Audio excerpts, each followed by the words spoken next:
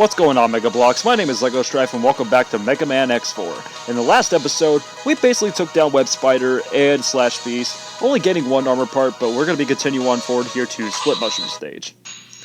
And hopefully, we're going to gain a little bit more out of this.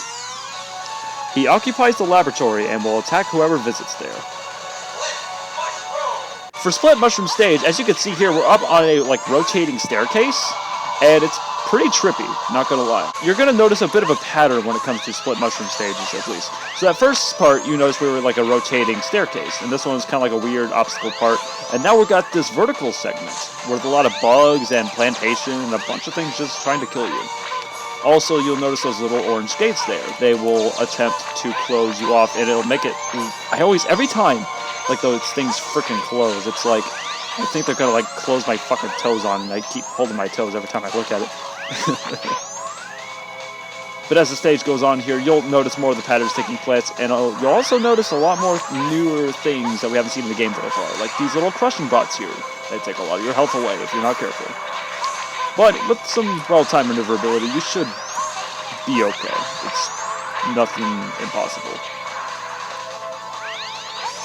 And as we're coming up here, we're going to come to this weird mini-boss. So, essentially what it does is it'll grow spikes on its back, going back and forth, and then it'll attempt to break the ground under you so you can fall into the spikes and die before it dies.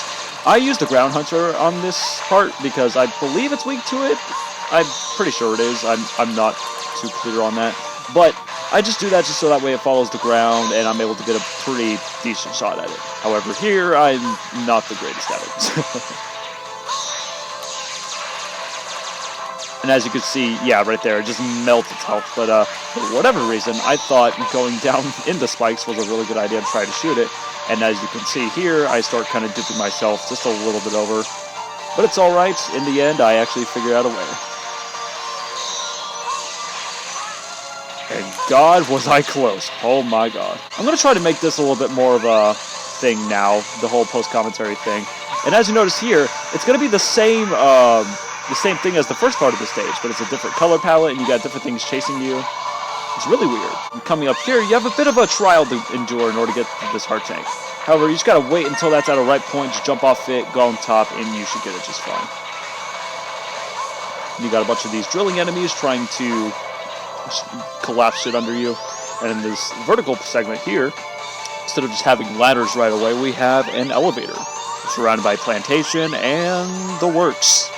You know, once these little platforms here touch the elevator, they will break off. But there's also a lot of plantation trying to stop you, and as well as just everything just trying to kill you. And with me surviving with not that much health, we are going to be making it... Oh, I think I was just checking for sub-tanks there. But we are going to be making it to the boss. Yeah, warning, warning, it's a full moon. I ain't no werewolf. Are you X? I'm under orders to terminate you! What? Whose orders? Take a wild guess! Okay, so, yeah, that's the game literally being self-aware, and if it's not obvious who Split Mushroom is working for, just look at the bottom of its health bar. Yeah, pretty obvious. But, don't worry, Split Mushroom's not hard at all. It's like I said with the other bosses of this game in the previous episodes. They're not that hard. A lot of them have Spark Mandrill Syndrome, and especially if you know the patterns, I think you'll do just fine. X4 isn't a difficult game in the slightest. It's a very enjoyable and fun game, so take your time with it, learn how it works, and you should be good. There you go. Fucking die already. Yeah, and that does it for Split Mushroom Stage. It's a pretty neat little package of stages, a little bit of variety in there, but all in all, it's pretty easy. Yeah. Oh my God, you speak to my soul there. Alright, and next up, we're going to be going after Cyber Peacock. He lives in cyberspace and wants to destroy the network system.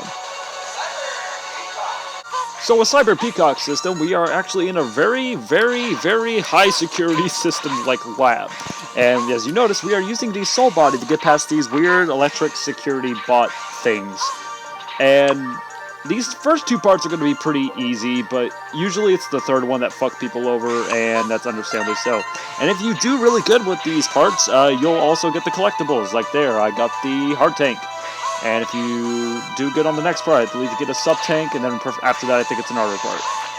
So, yeah, be sure when you're going through this stage that you do a pretty good job, or else you're going to have to come back and get these collectibles, and unless you're like a speedrunner, then you probably don't want that to happen. I'm having some pretty good luck so far, because I already got the hard tank and the other sub-tank, so we already have all the tanks, so we don't have to worry about those anymore. Let's just hope we can get this armor piece. Spoiler warning, we probably don't, but at the same time, it's... Can't really blame me because, well, this part of the stage is absolutely, like, if you're rusty, kind of like how I was when playing this after not playing X4 for about a month or so, it kind of gets up on you. Like, see here, I get easily trapped by one of the security bots there, and now, like, looking back at it, I could have, you know, just not wasted one more of the soul body on one of those enemies there for whatever reason why I was doing that. And yeah, you can also shoot the soul bodies or not the soul bodies, the yellow security spheres in order to get past them as well. Not a lot of people know that. How unfortunately missed that one. But with the second part of the stage here, you're going to have to do a bit of maneuvering with some of these switches, and they flip the room around. Not only that, but it also drops a lot of spheres, as you see there. So the whole point of this second part of this stage here is to maneuver like the spheres and just kind of make them to where they make paths open to you. For whatever reason, I thought I had to go back because, I don't know, honestly, I was just being kind of stupid here. But right there, yeah, you could just move through the balls there. I didn't know if you took damage or not, but if you did, then I got lucky. I'm not too sure. Yeah, just maneuver with the switches, just keep working around, make sure you're watching where the ball goes, roll them down the slopes and such. And it should be easy pickings. It's pretty easy problem solving, in my opinion. That's pretty much the shtick for Cyber Peacock stage, I believe. As we approach the boss door, yep. Gonna go ahead and get that soul body out. And what sucks is that I didn't get the armor part for the stage, because that's the one that, I think that believes that's the one that gives you, like, infinite, like, sub-weapon ammunition, something like that. Right. We get it. It's cyberspace. His potential is limitless? Not possible. Who are you? Why are you doing this to me? I was ordered to test your abilities. It's quite simple. What? Prepare yourself. Yeah, sorry about that. For whatever reason in the gameplay part, I just went by that real quick and I was just almost out of breath there. But with Cyber Peacock, what you want to do is outmaneuver him, so every time that he'll... First part of the battle, he'll try to, like, come up behind you. That's when you want to sneak up and use your soul body, or just jump off the walls and do that as well. However, for this fight, for whatever reason, I had low health, so I was not really that much prepared. You could say I was kind of rushing headfirst into this without a paddle. Just keep him up with the soul body hits, and just try to stay out of his way, unlike how I did there. If you know what you're doing, and just, like I said, maneuverability, and you place your X-Buster shots well, and just don't stand still and take attacks, it should be an easy fight for you. So, with Cyber Peacock exploding into dust, that leaves his stage completed. I think we have time for just one more stage in this part. Yeah. Oh my god, they gave us an aimbot. But after that, we're going to be tackling on Storm Owl's stage. His stage is actually going to be the last one before we hit up the last part of the game. He left with the Space Forces to conquer the air. In the beginning part of Storm Owl's stage here, you're going to be battling through a bunch of battleships that are, like, literally in the air, and it's pretty interesting. Also, my favorite armor in the entire X series. Not only can you charge up a shot to make homing shots, it also, just the firing on is rather just rapid and really consistent in damage. You can also hover with said armor, and it's just a lot of fun to play. But, like the other times we use armor, somehow X just wants to be a narcissistic son of a bitch and jump out of it. He can tackle everything by himself without the armor.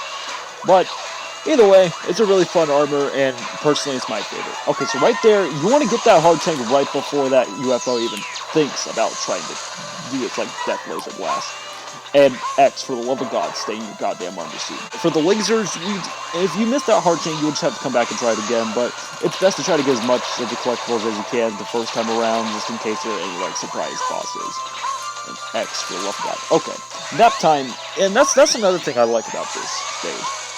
It's not entirely mandatory in order to use the armor stage. You can still go through this as X, and still be pretty effective. So for this next part of the stage here, you're going to be encountering a lot of hovering robots that shoot giant-ass death beams. And thankfully, they don't take a lot of shots to die. They're just a bit of a nuisance because they do have strength in numbers, and they are just like flies. They're just a big nuisance. Yeah, for whatever reason there, I thought I was going to try to do like a leap of faith, so they could spawn the platform and not use my hover boots. Okay, so right here, you're going to have to use Web Spider's ability to get on the right part on that spike wall right there, so you don't jump on the spikes and jump up. And right here, we have the arm armor parts. You can charge up to 4 blasts at a time with this arm module. It takes a while to charge, but you can fire a charge shot at any time, so you wish with it, you know. This arm module is also changeable. Yeah, so what he means by changeable is there are 2 different arm parts for the armor. In this one, and has the normal colors for the arm, basically when you charge it up, you're going to see some 4 indicators below your HP. And you get some nice little mini charge shots. And I'm not going to lie, it does some pretty neat, consistent damage. And like most charge shots, it also charges your special weapons, as you see here. But that's not the one we're after. Ah, a racist, I see. So you don't like having multiple races. With this arm part, you can fire the plasma shot, which is effective against stronger enemies. If the shot hits the opponent, plasma is generated, which will cause additional damage to the enemy. It's also changeable, like I fucking said before. Right, thank you, Dr. Light. But yes, we want this one. Why is it better? Well, the color scheme's kind of off, but the reason why we want it is this. Look how big that shot is. It covers so much more area than the normal charge shot. Dr. Light, shut the fuck up. So let's get a move on with this state. With us acknowledging the spikes this time, we're going to make it into the mini-boss room, which is literally a wall. And I don't think it's particularly weak to anything. All you really have to do is use the plasma shot here, and it will basically die. With the 4-part charge shot one, it's also very useful here. You can just hover and shoot a pew pew pew, but here, me personally, I love the plasma shot and just how it sticks by and just does constant damage over time. It's very nice, it's very nice. Oh, well, this place has seen better days. If we walk a little bit to the left here, we have Storm Owl. Yes, we're on an airship, I get it. How dare you destroy my unit! You'll pay for this your life! Alright, so for Storm Owl, it's a very easy fight like most of the bosses with X. They have a lot of Spark Mandrill Syndrome, and like with Cyber Peacock's weapon, all you really have to do is aim the thing towards Storm Owl and somehow hit him off screen. I personally think it's just better to just keep aiming with the regular one. And for whatever reason here, I just decide, hey, let's just hit him with a plasma shot to see what happens, and I totally whip it. But, yeah, Storm Owl is not one you need to worry about. It's a very, very easy fight. Just use the weapon, and you'll be fine.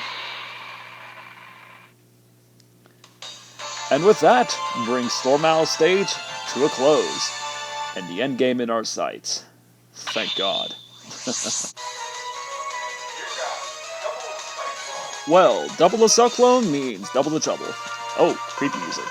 The Rebel force has begun assembling. Where are they? The spaceport. They begin to take off into space. Hurry! We have to stop the Colonel! God damn it, Sanders will never learn.